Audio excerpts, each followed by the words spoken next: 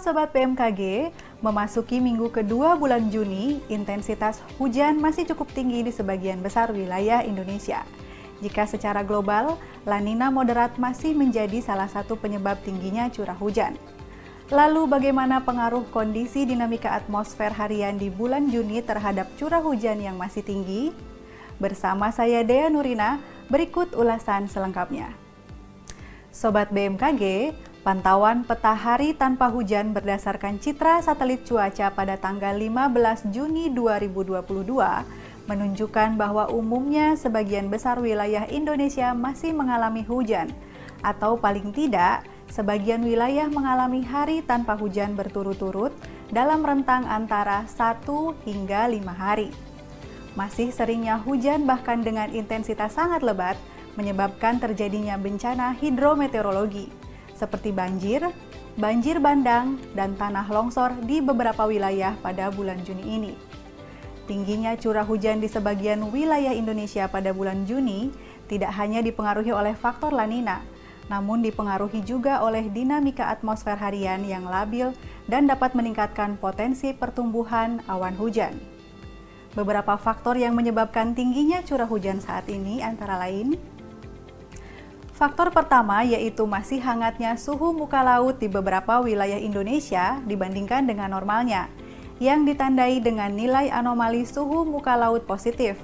Kondisi ini akan mendukung peningkatan suplai uap air sebagai sumber pembentukan awan-awan hujan. Selain itu, masih tingginya kelembapan udara di sekitar wilayah Indonesia akan semakin mendukung pertumbuhan awan hujan yang lebih intens. Faktor kedua yaitu aktifnya fenomena Madden-Julian Oscillation atau MJO, gelombang Rossby ekuatorial dan juga gelombang Kelvin di wilayah Indonesia. MJO, gelombang Rossby ekuatorial, dan gelombang Kelvin adalah fenomena dinamika atmosfer yang mengindikasikan adanya potensi pertumbuhan awan hujan dalam skala yang luas di sekitar wilayah aktif yang dilewatinya. Fenomena MJO dan gelombang Kelvin bergerak dari arah Samudra Hindia ke arah Samudra Pasifik melewati wilayah Indonesia dengan siklus bulanan pada MJO dan siklus mingguan pada gelombang Kelvin. Sebaliknya, fenomena gelombang Rossby ekuatorial bergerak dari arah Samudra Pasifik ke arah Samudra Hindia dengan melewati wilayah Indonesia yang mempunyai siklus mingguan.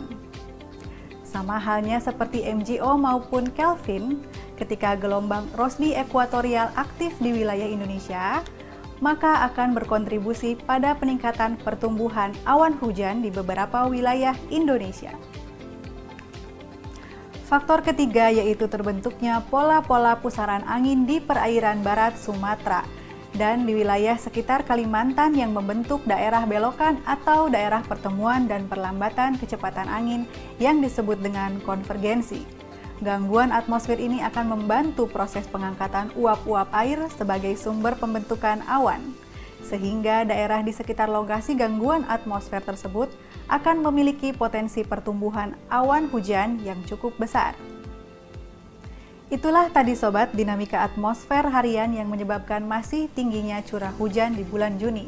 Bagaimana dengan prospek cuaca untuk sepekan ke depan? Berikut informasi selengkapnya.